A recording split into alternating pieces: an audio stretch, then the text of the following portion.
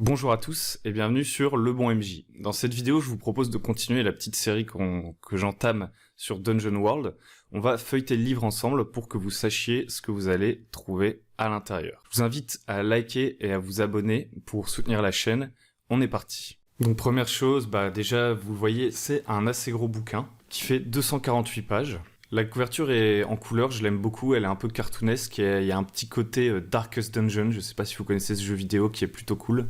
Mais une fois à l'intérieur, vous verrez que vous ne trouverez que des images en noir et blanc. Je reviendrai un peu sur les illustrations à la fin. Donc d'abord, vous allez trouver tout simplement la présentation des auteurs, un sommaire, et ensuite vous allez entrer dans le manuel des joueurs. Mais avant ça, on vous parle de la boîte rouge et du livre bleu. Comme Donjons et Dragons, Dungeon World a eu le droit à son petit livre de règles de base et à une boîte. Et on vous présente également les influences des autres. Donc dans l'introduction, vous allez trouver une présentation des classes de Dungeon World, puisque les jeux Powered by the Apocalypse sont character-centered, sont centrés sur les personnages. Et donc c'est important en fait de bien expliquer quel genre de personnage on va jouer pour montrer ce qu'est Dungeon World. Suite à quoi vous allez avoir joué le jeu qui présente tout le vocabulaire nécessaire pour comprendre ce que vous allez lire par la suite. C'est le vocabulaire dont vont avoir besoin notamment les joueurs, on est dans le manuel des joueurs. Donc vous allez avoir la présentation de ce qu'est un move, les spécificités de certains moves, comment fonctionnent les blessures, les soins, les points de vie. Qu'est-ce qui se passe quand on a plusieurs adversaires, parce que ça se passe pas comme dans un Donjon et Dragon normal, j'ai envie de dire. Comment fonctionnent les dégâts, comment fonctionne la mort, puisque elle a une application assez particulière dans Dungeon World.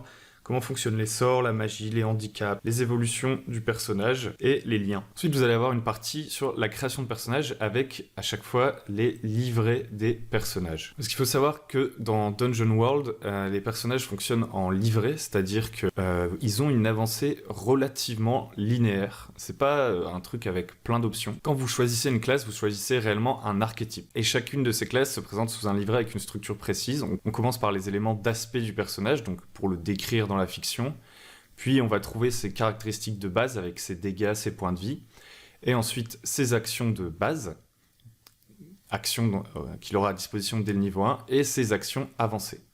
Et donc on a le barbare, le barde, le cambrioleur qui est une classe qui a été ajoutée dans la seconde édition, pareil pour le chaman, c'est une classe qui n'était pas là à la base. À chaque fois vous avez une petite illustration, vous avez également le clerc qui est finalement un prêtre et qui a des sorts. Donc du coup, en plus de ses actions avancées, vous allez avoir ses sorts, les prières auxquelles il a accès. La même chose pour le magicien, où vous aurez un grimoire avec les sorts qu'il peut apprendre. Certaines classes peuvent utiliser de la magie, mais sans avoir de sorts, comme le druide par exemple, qui peut se métamorphoser. Mais l'utilisation de sa magie est directement comprise dans les moves, il n'a pas de liste de sorts. Vous avez aussi l'immolateur, qui est une classe créé spécifiquement pour cette édition. Et enfin, vous arrivez dans le chapitre des actions. Donc, chapitre important où vous allez avoir une description en détail de chacune des actions de base, donc des actions très courantes dans la narration que tous les personnages peuvent réaliser a priori.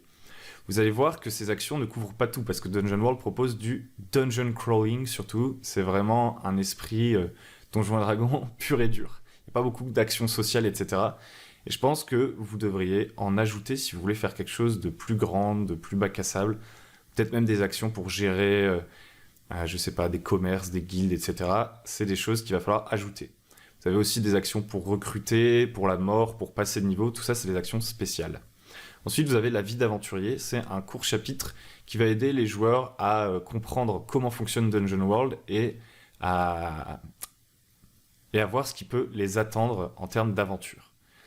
Vous avez enfin le chapitre recrues et équipements. Vous allez avoir toutes les règles pour les recrues, leur rôle dans la fiction, leur mécanique, comment ils peuvent influencer les moves, avec également les équipements qui, vous le verrez, n'ont pas beaucoup de statistiques mathématiques. On est dans l'abstraction, en fait. Vous allez voir que c'est surtout des descripteurs.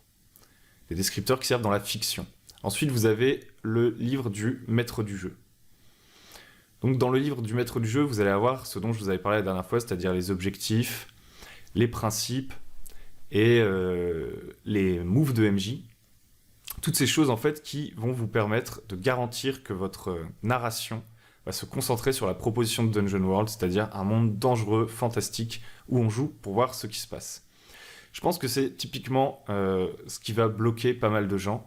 Je vous en parlerai davantage en fin de vidéo. Vous avez également des actions, enfin des suggestions d'actions pour faire évoluer les donjons, pour faire évoluer certaines situations comme les combats, les pièges, etc. Ensuite, vous avez une partie qui est très intéressante, c'est première session. Et ça vous explique comment vous pouvez jouer à Dungeon World un peu à la Adam Koebel dans ses vidéos sur YouTube, c'est-à-dire en vous lançant juste après la création des personnages, sans avoir rien préparé, aucun univers, rien du tout. Vous posez des questions aux joueurs et vous vous lancez. C'est comme ça qu'on a commencé à jouer. Pour l'instant, le résultat n'est pas très probant et je pense que c'est parce que on s'était pas mis d'accord sur exactement le ton, le thème. Mais voilà, on a fait le test et vous avez, j'ai passé un peu vite, une partie en sombre où on vous explique comment jouer à Dungeon World quand on vient d'un jeu de rôle plus traditionnel. Ce qui est vraiment une très bonne idée parce que c'est très différent. Ensuite, vous avez un chapitre sur les fronts. Ça vous montre bien que vous pouvez quand même préparer des choses à l'avance. C'est pas un jeu de pure improvisation. Et les fronts, c'est une sorte de to-do list, entre guillemets, de vos méchants, ou plutôt leur planning.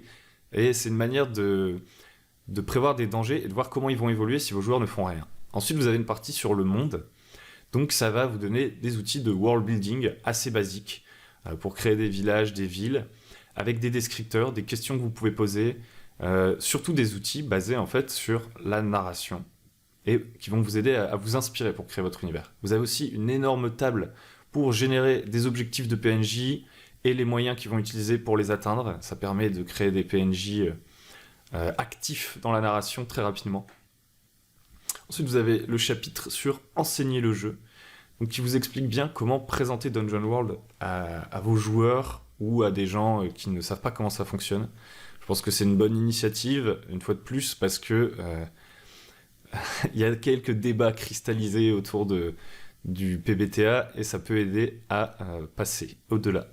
Ensuite, vous avez adapté des scénarios, ce qui vous montre bien, une fois de plus, que vous pouvez préparer des choses et ce qui va vous permettre tout simplement de traduire des scénarios de Donjons et Dragons plus classiques, des scénarios du commerce ou des scénarios que vous aviez préparés en Dungeon World. Vous avez après approfondir le jeu qui va vous aider, vous guider pour créer de nouvelles actions, tout simplement pour élargir le champ des possibilités du jeu, puisque celui-ci vous limite quand même pas mal à du dungeon crawling à la base, même s'il y a une action un peu fourre-tout, qui s'appelle défier le danger, on en parlera plus tard. Elle n'est pas forcément satisfaisante et vous allez peut-être vouloir créer des actions plus spécifiques pour certaines situations. Et d'ailleurs, avec ce chapitre, combiné à tous les suppléments et à toute la communauté, notamment anglophone, moi je regarde surtout les trucs anglophones, de Dungeon World, ça va vous aider à customiser votre jeu. Ensuite, vous avez le bestiaire. Énormément de monstres. Quelques objets magiques, ça c'est un peu mal foutu je pense. Pourquoi les objets magiques sont dans les monstres? C'est parce qu'on considère que ce sont des trésors. Une fois de plus, philosophie de dungeon crawling. Je pense que c'est pas au meilleur endroit. Et donc vous allez avoir tous ces monstres triés par environnement, ce que je trouve super malin, parce que ça vous permet de piocher très rapidement les monstres dont vous allez avoir besoin en fonction de l'endroit où se trouvent vos joueurs. Donc on a les monstres des cavernes, on a les monstres des marais, on a les monstres de la Légion des morts vivants, etc. Il n'y a pas beaucoup d'illustrations.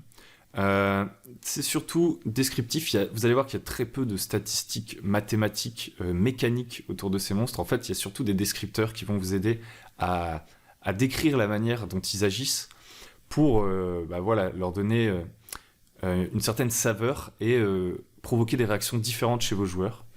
Il y a quand même des dégâts, etc., de l'armure, mais c'est très léger et du coup ça vous permet de créer très facilement des monstres à la volée. Ce qui importe le plus, en réalité, c'est la saveur de votre univers, c'est pas tous les chiffres qui se cachent derrière. Vous avez aussi les PNJ tels que les paysans, etc.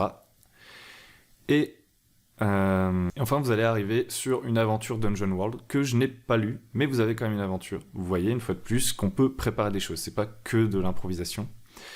Il y a des questions qui sont proposées pour permettre aux personnages de participer à la création du scénario en plein scénario. À vous de voir, à prendre ou à laisser, je pense. Les puristes vous diront que c'est comme ça qu'on joue à Dungeon World et c'est tout. Il y a des gens que ça va rebuter. Moi, par exemple, je sais que je chercherais plutôt un entre-deux. Mais donc, vous avez quand même un scénario. Et enfin, vous avez la feuille de personnage que vous allez pouvoir remplir. Vous voyez, c'est extrêmement simple. Ça permet d'aller... On voit, en fait, à la feuille de personnage que c'est pas un jeu avec des mécaniques très compliquées. Et à la fin, vous avez des précisions sur les fronts. dont on a parlé avant, pour créer plus rapidement vos fronts, un peu avec des tables qui vont vous aider. Donc, qu'est-ce que je pense de ce livre ? Je vais commencer par parler de ce que j'aime pas trop en termes de forme. Je pense que le livre est très verbeux. Il y a beaucoup de texte. Une bonne partie du texte aurait pu être retirée, mais on peut comprendre pourquoi. Je vous expliquerai ça après, mais en gros, je pense qu'il y a peut-être trop de pages et que ça peut faire peur. Ensuite, je pense que les illustrations sont très inégales. Pour ma part, c'est pas mon style. Il y a plusieurs illustrateurs, il y en a que j'aime bien. Mais des fois il y en a des un peu plus humoristiques, etc. Et je trouve que ces illustrations un peu humoristiques n'aident pas vraiment Dungeon World, ne le soutiennent pas dans sa proposition, qui est quand même de proposer un univers fantastique à décrire à vos joueurs. Et donc quand on a des personnages un peu sortis de nulle part, avec des références à la pop culture dans les illustrations, je trouve ça moyen, mais c'est mon avis, ça c'est subjectif. Donc pourquoi le livre est verbeux ? Bah tout simplement parce que on a l'impression que les auteurs ont peur que les gens ne comprennent pas comment ça marche. Et du coup, on peut avoir l'impression parfois qu'on nous prend pour des idiots. Je pense qu'il y a beaucoup de gens qui pensent ça. D'ailleurs, j'ai vu sur Facebook qu'il y avait des gens qui disaient ça. Mais en fait, c'est parce que les auteurs, tout simplement, veulent faire la transition entre Donjons et Dragons traditionnel et un univers Heroic Fantasy PBTA. Et donc du coup, ils ont énormément codifié. Il y a beaucoup d'explications en permanence pour vous rappeler comment vous devez jouer. Et c'est ça qui va pas plaire à certains maîtres du jeu, parce que s'ils veulent jouer by the rules, s'ils ont l'impression qu'ils sont obligés d'utiliser le livre tel qu'il est, ils vont se sentir trop contraints. Moi personnellement, je suis pas un puriste des PBTA, j'entends beaucoup parler de propositions, de il faut jouer comme ça, etc. Je pense que si on demandait aux gens qui ont écrit ce livre, comment ils voudraient que vous l'utilisiez, ils vous diraient, en fait, quand vous prenez ce livre, le but c'est de faire une histoire narrative et cinématographique, et vous êtes là pour vous amuser. Et donc je pense qu'il faut pas vouloir lire tout le livre et trop jouer by the rules, je pense qu'il faut se lancer. Quand on a des blocages, qu'on comprend plus trop comment ça fonctionne, revenir en arrière, relire un peu plus en profondeur ce qu'il propose. Et pour moi, en fait, les forces de Dungeon World, parce que, il faut l'admettre, je pense surtout que c'est un très bon livre. Les forces de Dungeon World, c'est déjà que vous n'avez pas besoin d'un triptyque à la Donjons et Dragons, pour commencer. Tout est dans le bouquin. Vous pouvez créer un univers, il y a plein d'outils de world building, des outils pour créer des campagnes, des outils pour vous expliquer comment mener une partie, un bestiaire. Il y a des livrets de personnages qui ont des propositions intéressantes, des personnages forts avec des capacités que j'aime beaucoup. Il y a vraiment tout ce qu'il faut pour commencer à jouer en un seul bouquin. Donc ça, c'est déjà vraiment exceptionnel à mon avis. Ensuite, je pense qu'il faut comprendre que c'est conçu pour du dungeon crawling, mais que vous pouvez le modifier. Moi, je suis pas trop d'accord avec les gens qui disent PBTA égale proposition, en tout cas dans ce cas-là. Je m'y connais pas trop dans les autres PBTA en réalité. Donc je pense que je vais être démenti dans les commentaires. Mais moi, mon objectif, quand j'ai acheté Dungeon World, c'était de faire du Donjons et Dragons narratif. Et je pense que Dungeon World permet parfaitement de faire du Donjons et Dragons narratif. Vous pouvez rajouter des moves, vous pouvez vous écarter un peu de tous ces principes qui ont l'air contraignants, et plutôt considérer ces principes comme des moyens de piocher quand vous savez pas quoi faire. Et à mon avis, une fois que vous avez ce parti pris, que vous décidez de vous approprier le livre et de ne pas trop vous contraindre, vous pouvez faire absolument tout ce que vous voulez en termes d'Heroic Fantasy. Malgré tout, et c'est ce que je fais pour le moment, je vous conseille d'essayer quand même de jouer en suivant exactement les prescriptions pour commencer. Ouais, c'est ce que j'essaie de faire. Et d'ailleurs, je vous conseillerais de faire ça avec tous les jeux de rôle que vous achetez dans un premier temps. Parce que comme ça, vous testez quelque chose de différent de ce dont vous avez l'habitude. En général, moi, quand j'achète un jeu de rôle, premier réflexe, et je me dis, ah, ça, je vais pas m'en servir, ça, je vais m'en servir. Et finalement, peut-être que je le transforme en quelque chose qui me correspond à moi à chaque fois et que je tente pas une expérience nouvelle. Et du coup, avec ce Dungeon World, je me suis dit, je vais d'abord tenter à fond l'expérience qu'il me propose avant de le modifier. Comme ça, j'aurais vraiment vécu et joué la proposition et mes joueurs aussi. Donc pour résumer, Dungeon World, c'est un gros livre un peu verbeux et pas très bien illustré à mon avis. C'est un livre qui vous donne vraiment des possibilités énormes. Vous pouvez faire tout ce que vous voulez avec ce livre à partir du moment où vous avez compris que vous pouvez en fait créer des moves, mais dans un premier temps, je vous conseillerais d'essayer d'y jouer tel quel. Voilà, c'est tout pour cette vidéo. J'espère que ça vous a plu. Likez la vidéo si ça vous a plu, et même si ça vous a pas plu, ça nous aide. Vous pouvez aussi vous abonner. Et dites-moi dans les commentaires ce que vous pensez de Dungeon World. Et si vous n'êtes pas d'accord avec moi, ça ne me dérange absolument pas qu'on en débatte de manière constructive. Je pense qu'il y a des tensions qui sont un peu cristallisées autour du Powered by the Apocalypse et des jeux plus traditionnels. Des tensions aussi autour de Dungeon World. Il y a beaucoup de gens du Powered by the Apocalypse qui considèrent que Dungeon World est un mauvais représentant de ce genre. Mais pour moi, ce que je trouve vraiment cool, c'est que c'est une passerelle entre le traditionnel et le Powered by the Apocalypse. Et surtout, en fait, que c'est un excellent terreau pour construire absolument tout ce que vous voulez en termes d'heroic fantasy et faire du Donjons et Dragons plus narratif. Si vous êtes maître du jeu débutant, sachez que cette chaîne ne propose pas que des vidéos sur Dungeon World. C'est une série que j'ai commencé parce que en ce moment, avec le confinement, je m'y intéresse beaucoup. Je suis enfermé chez moi, j'ai acheté plein de suppléments et je teste le jeu à distance. Mais vous trouverez aussi d'autres vidéos plus générales et d'ailleurs, je vais essayer d'en refaire aussi entre deux pour ceux que Dungeon World n'intéresse pas. Si vous êtes maître du jeu débutant, je vous conseille également d'aller sur www.lebonmj.com où vous trouverez notre guide gratuit à télécharger où il y a plein de conseils pour se lancer dans le jeu de rôle, pour trouver des joueurs, pour créer un premier scénario sur le pouce, pas trop couloir, des conseils sur le feedback, des conseils généraux sur le rôle de maître du jeu. Sur ce, je vous dis à très bientôt sur Le Bon MJ.